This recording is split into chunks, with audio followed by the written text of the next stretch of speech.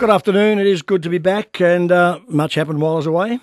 Well, we finally got a Prime Minister, and Collingwood got into the grand final, so lots to talk about. And I will take some of your calls on 96900 693. Personally, a lot has happened in the past couple of weeks, some good, some bad, some very bad. I now have a date with the High Court to continue that campaign to end the suppression by our courts of the names of serial rapists and pedophiles. That's good. We head to Canberra to fight that one on November the 2nd. And speaking of courts, one of this country's worst sex offenders has billed me personally for nearly $45,000 in legal fees for the Supreme Court case that I lost last year. And that hurts and it angers me because he is truly a vile man, and legally I still cannot even tell you his name. So what else? Well, we went down in the ratings, and on the way to the rally to ban puppy farms yesterday, I pranged my new Cadillac. But all of that means very little when I put things into perspective today, because something else happened while I was on leave. And actually, it started last week on air, and it concerns my health. And the news is not good. I have been diagnosed with cancer. I have liver cancer.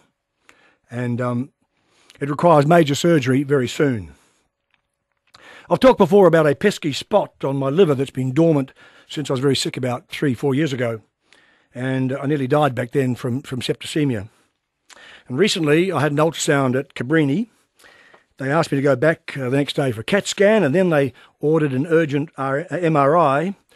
I knew then, that being a journo, that something was rotten in the state of Denmark. Or I should say the state of my liver. Apparently, I urgently need what they call a resection, and that's where the surgeon goes in and removes about a third of your liver, and he hopes what's left can keep you alive and keep you functioning while the liver regrows. And it can. It can. Although my liver is badly scarred from cirrhosis, so that, of course, decreases my odds of recovery. My doctors have told me that if I'd been faced with this operation 2 years ago, I probably would not have survived it. But my immune system is better, my general health is better, my mental attitude is fine. I mean, it's crazy, but I look and feel better than I have in years. And people keep telling me that at the rally yesterday. Anyway, I'll know on Friday when I'll be having this operation. I don't know for how long I'll be away from 3AW. I know it'll be, at best, it'll be a month. So my chances of survival, well, I'm told that 60% of people who have this condition and have this operation have a life expectancy of 5 more years.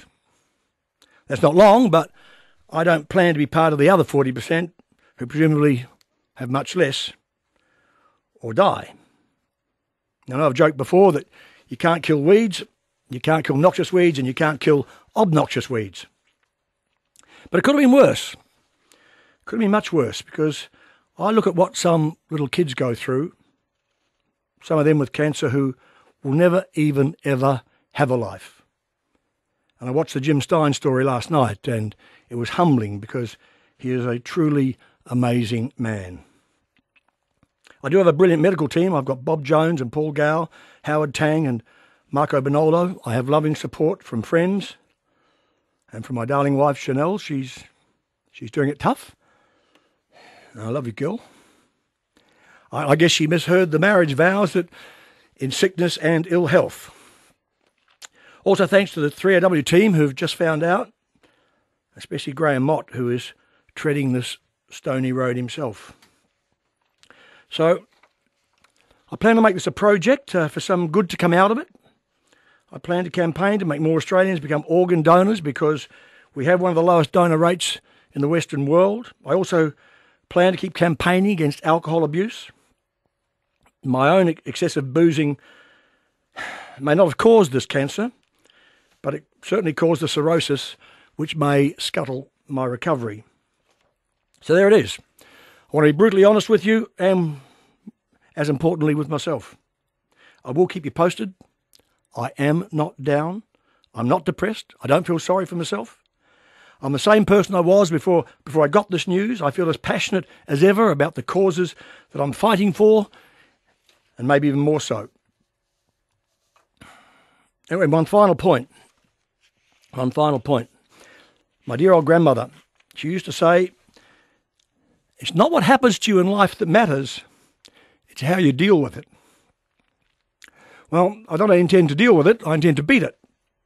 Now, I know that everybody says that, but I do truly believe that this is not the end, it's the beginning of something. So, let's get the show on the road, and as somebody once said, that's life.